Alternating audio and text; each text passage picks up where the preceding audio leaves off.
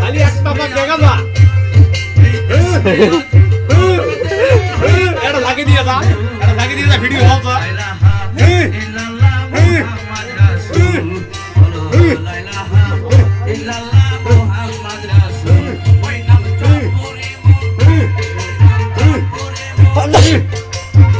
হয়েছে